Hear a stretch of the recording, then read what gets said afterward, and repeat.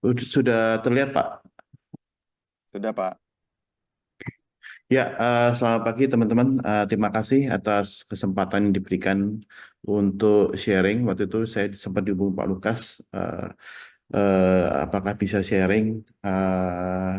Mungkin saya termasuk baru, Pak, di Anggris Stock, baru jalan 2 tahun, jadi mungkin masih agak grogi atau banyak kekurangannya. Tapi saya bilang Pak Lukas, saya coba, Pak, gitu ya. Jadi mungkin nggak ada yang salah, nggak ada yang benar.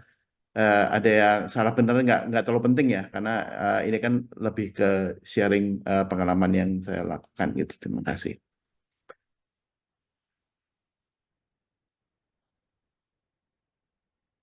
Oke, background saya sebenarnya saya bergerak di bidang komputer. Background saya ada computer engineering.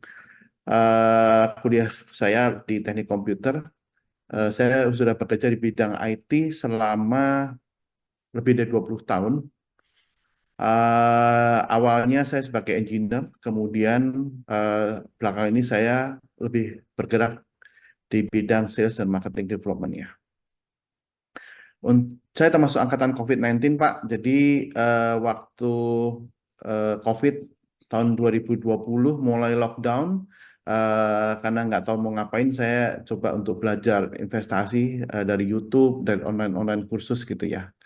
Dan awal mula mengenal saham itu saya masuk ke sebuah komunitas dan di situ saya belajar mengenai day trading ya di tahun 2021 menggunakan robot trading dengan offering minimum target 25% sampai 30% dan cut loss if minus 5% gitu. Dan setiap hari saya ditawarin topik ya, ini topik hari ini, topik hari ini gitu ya. Cuman setelah 1 tahun itu saya jalanin, Pak, sepertinya probability Pareto itu berlaku ya, Pak ya, 80-20 ya. Tapi sayangnya 80% loss, win-nya 20% yang win ya. Jadi probability loss-nya itu lebih banyak daripada win-nya gitu. Selain itu juga waktu yang digunakan cukup heavy ya, Pak, terutama pagi hari pada saat pasang trade Pak, hari itu ya. Kemudian saya melihat Pak LKH waktu itu sharing tentang investasi di YouTube. Nah, itu saya sangat surprise karena dia bilang profitnya bisa 100 sampai ribuan persen bahkan ya. Jadi dan Pak Lu juga bilang bahwa ternyata harta karun itu bukan di bawah laut, tapi ada di IHSG gitu. Itu sangat membuka wawasan saya untuk, nah ini nih kayaknya tempat untuk tokoh Pak Lo ini harus belajar dari Pak Lo kali yang terbaik gitu. Jadi akhirnya ketemulah saya dengan komunitas Hangristok yang dipimpin oleh Pak Lukas dan saya memutuskan untuk join di tahun 2022 Hangristok. Awal mula berinvestasi itu seperti kebun binatang, Pak. Jadi semua sektor saya beli, Pak. Mungkin ya karena pengen punya pengalaman juga di masing-masing sektor. Ada yang 2 saham, ada yang 3 saham gitu ya. Jadi nggak sadar eh, eh, porto saya itu udah lebih dari 40 tuh Pak. Eh, eh, dan ya akhirnya dari belajar dengan Hungry Stock, saya mulai mengenal mengenai fundamental analisis, kemudian membaca laporan keuangan dan menggunakan rasio-rasio keuangan ya. Jadi saya berusaha untuk lebih fokus dan mengurangin yang dari 40 itu ke 20 dan mungkin saya akan terus kurangin menjadi sekitar 10 lah ya untuk fokus ke topik yang memang benar-benar prospek gitu. Nah, kemudian sebagai investor perseorangan, temu emiten itu sangat membantu Pak, terutama untuk temu emiten maupun service ya, itu membantu untuk melakukan investigasi proses suatu emiten gitu Pak. Karena kalau kita lakukan sendiri itu susah ya Pak ya. Saya pernah coba juga untuk telepon ke suatu company dan ditanya dari mana, dari perseorangan kita harus ditutup Pak teleponnya. Nah, dalam kondisi market bullish maupun bearish, itu komunitas sangat memberikan dukungan Pak dengan adanya weekly outlook market outlook dari Pak Niko tiap minggu ya, itu membuat psikologi saya lebih terbimbing dan lebih tenang gitu Pak. Jadi tidak apa panik, mudah panik gitu ya, karena mungkin sudah price in karena udah dapat gambaran dulu di setiap minggunya dapat update gitu ya. Kemudian belajar bersama di komunitas yang positif ini sangat menguatkan Pak, dan saya masih bisa bertahan sampai hari ini. Kemudian mungkin ultimate goal-nya yaitu investasi ini untuk mempersiapkan masa pensiun di hari tua nanti Pak. Beberapa achievement yang pernah saya alamin itu di DRMA, ini jagoan saya Pak di Dharma Polymetal. Waktu itu saya beli di 538 dan saya jual di 1100, itu saya hold selama 13 bulan. Dan waktu itu saya jual sekitar separuh Pak, 50% portion. Kemudian setengah porsinya lagi itu saya jual di 1740 Pak. Jadi holding period hampir 16 bulan waktu itu. Dan kemarin tempo hari ada HSRO 4, itu itu saya beli lagi di RMA di sekitar 800-an Pak, dan sekarang masih ya floating profit di 20%-an. Oke, kemudian yang kedua adalah Harum. Itu saya beli di 5 ribuan, kemudian saya jual di 12 ribu Pak. Itu holding periodnya sekitar 8 bulan before stock split 1/5 ya Pak ya. Jadi itu yang ketiga adalah Akra, itu di 794 dan saya jual di 1645 Pak. Jadi itu di holding period cukup lama di 32 bulan. Itu baru juga saya jual baru separuh Pak. Nah, beberapa tip and wisdom yaitu eh, mungkin awalnya kita harus mengenali diri kita sendiri ya Pak ya. Investment profile kita seperti apa ya? Apakah kita ini lebih cocok sebagai trader atau investor, itu mungkin nggak ada salah benar Pak ya. Masing-masing orang punya karakternya sendiri gitu ya. Dan menurut saya untuk kebutuhan saya sendiri dan mungkin akan berbeda dengan, karena unik, setiap orang unik ya Pak ya. Bagi saya investor lebih cocok, dan menurut saya investor itu memang harus buy and hold ya, nggak bisa beli pagi jual sore gitu Pak. Nah, kemudian GCG is number one. Kalau saya lihat stock pick itu harganya berfluctuated ya, naik tinggi dan segala macam gitu. Selama GCG-nya kurang bagus menurut saya, itu saya akan abaikan Pak. Jadi selalu GCG yang nomor satu. Kemudian Mr. Market itu irrational, emotional, fluctuated ya, driven by fear and greed ya. Jadi nggak dibeli naik, dibeli turun ya, di hold malah tambah turun ya, dijual malah naik, dibeli lagi malah turun lagi gitu ya. Jadi sangat-sangat eh, menggoncang psikologi kita lah gitu ya. Makanya sangat important untuk melihat big picture, yaitu dari fundamental rather than reacting terhadap temporary emotional response yang fluctuated tadi gitu Pak. Bagi saya time to sell is more challenging daripada time to buy ya Pak. Jadi bagaimana dan kapan kita harus menjual itu lebih challenging menurut saya. Jadi saya coba pelajarin bagaimana sih sebenarnya yang tepat gitu ya, dan hanya ya saya berkesimpulan bahwa selama perusahaan itu masih memiliki potensial untuk menghasilkan laba dan setiap quarter ke quarter itu masih ada growth, itu saya akan hold Pak. Dan saya akan jual bila tidak sesuai dengan ekspektasi pertama. Yang kedua, ada saham lain yang lebih bagus. Yang ketiga, mungkin kalau kita ingin membereskan memberesi portfolionya Pak ya, untuk lebih disimplified gitu. Mungkin saya akan jual yang kurang profit dan saya akan keep yang masih profit gitu Pak. Kemudian floating profit dan floating loss itu is not real Pak.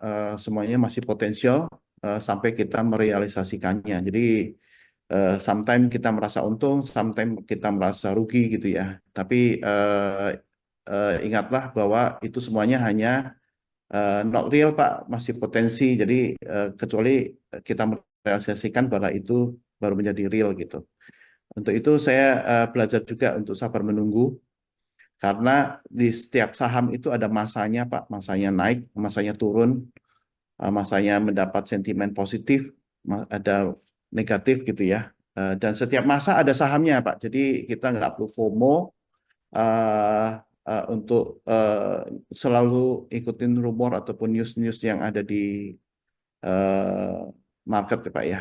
Dan saya sangat senang dengan buy fear and sell the greed ya. Dengan t-shirt yang saya pakai ini, saya sangat senang sekali, sangat terima buat saya.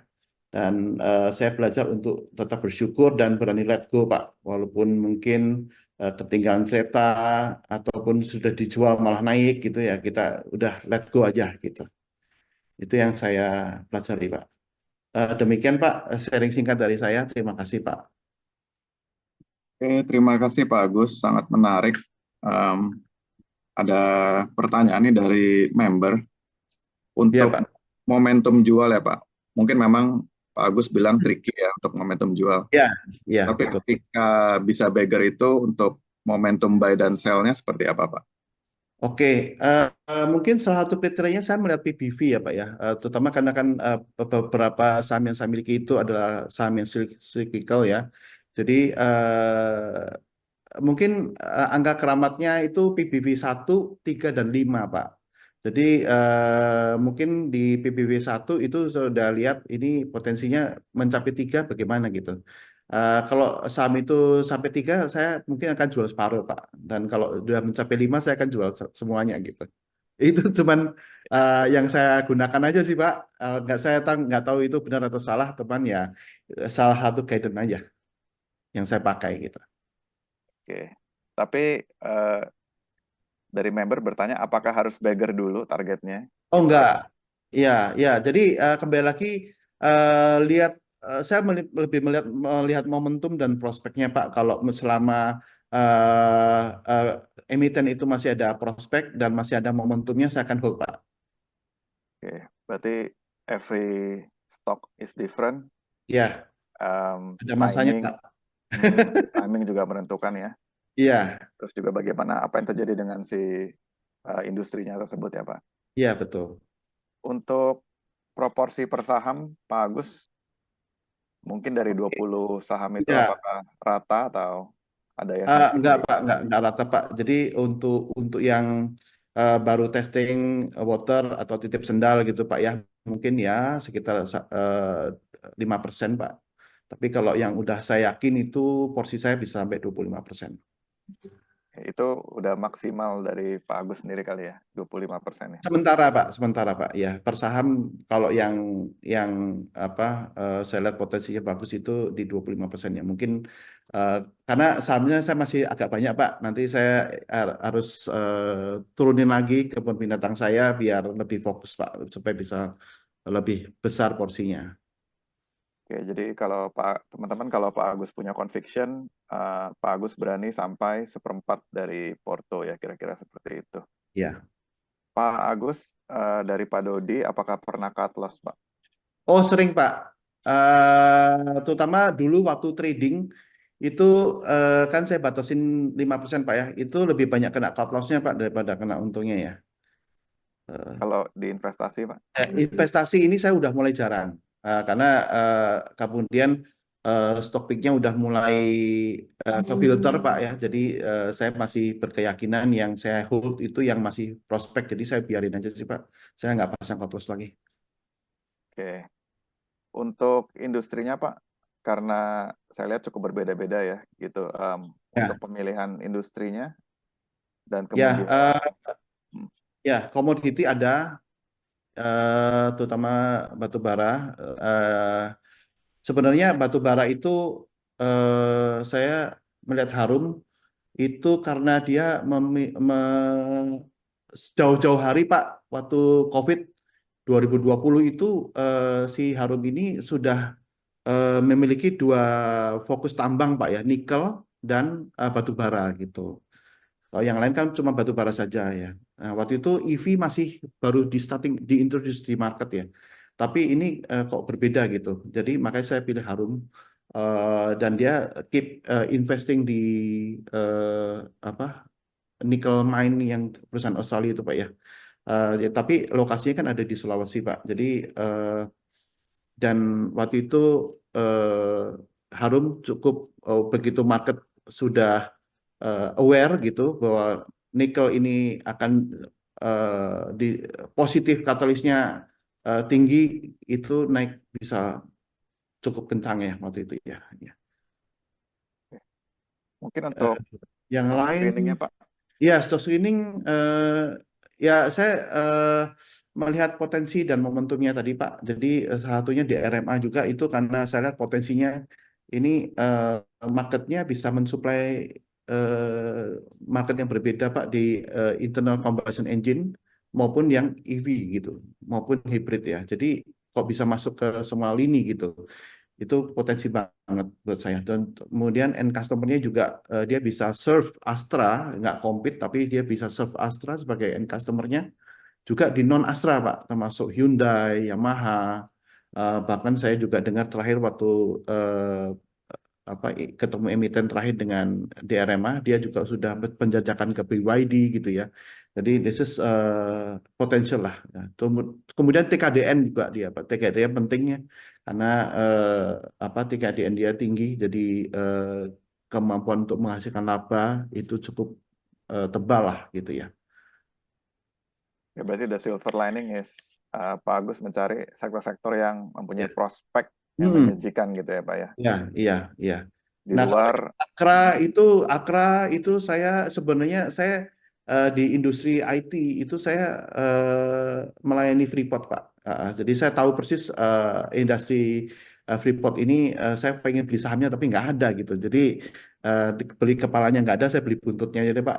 Itu di Akra lah masih ada ekertenan Freeport situ, saya beli Akra. oke, berarti eh, cari sektor yang prospek, kemudian by what you know, understanding the sector tentunya, Iya, dan cari perusahaan yang labanya tebal ya, Pak. iya betul.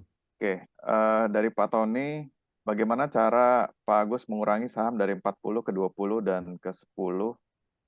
Eh, Kenapa yang berapa saham bisa di-cut, Pak? Apa kriterianya, Pak, yang Ya, ya. Jadi eh, memang awalnya tuh memang ya mungkin masih ada faktor FOMO, masih ada faktor dengerin kanan kiri, influencer sana sini gitu ya.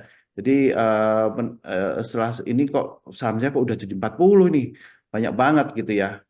Jadi ya mungkin udah nggak mungkin lah dianalisa satu-satu, itu udah nggak mungkin. Jadi saya pikir yang minusnya udah terlalu dalam saya kasih, Pak. oke. Untuk yang di hold kenapa tuh, Pak, yang bersahan sekarang? Ya, selama selama dia masih potensi untuk menghasilkan laba, terus kemudian dari laporan keuangan dari quarter ke quarter itu masih ada growth, itu saya hold aja. Oke, intinya pindah dari yang kurang menjanjikan ke yang lebih Ya, menjanjikan gitu ya. ya, Pak. Jadi ya karena ada saham lain yang lebih bagus, jadi saya kata aja gitu. Ya, mau nggak Oh, mau, udahlah, tutup aja deh. oke. Kalau terlalu banyak saham juga Nggak pusing nggak ya, Pak. bisa Pak, nggak bisa ya, nggak bisa. Ya. Oke, baik. Untuk cut loss kalau investasi, Pak, di berapa persen?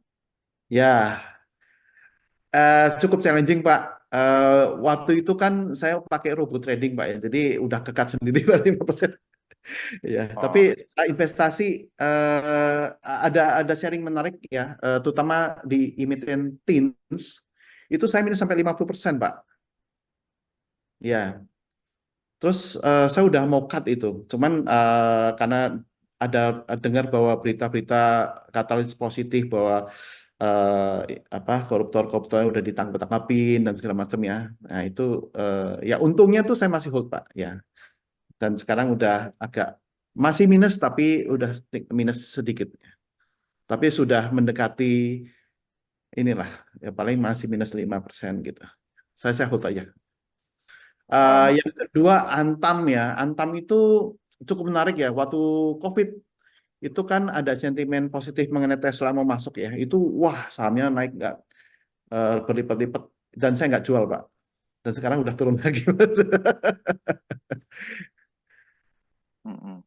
Mungkin ada rule of thumb-nya Pak, misalnya, if sudah loss 30 atau sekian, Ya, eh, saya kok nggak ada rumus baku ya Pak ya. Menurut saya ya, nggak ada rumus baku. Jadi eh, kalau sekian harus lepas, kalau sekian tuh aku rasa saya kembalikan aja ke kondisi market bagaimana Pak ya. oke, berarti case by case is different, Ya, case by harus case. dilihat dari masing-masing sahamnya ya Pak ya. Ya, betul. Oke, secara psikologis gitu Pak, tidak mengganggu gitu. Sekarang ya itu Pak, karena sudah banyak belajar dari komunitas ini Pak, jadi saya lebih tenang lah gitu. Saya lupa cuekin aja. Selama masih ada potensi, outlook-nya bilang masih ada akan naik, udah biarin aja Pak. Baik, thank you for sharing Pak Agus Yuk, Cahyadi. yuk. Thank you Pak. Please stay with us until the end of the meeting. Oke, kita akan lanjut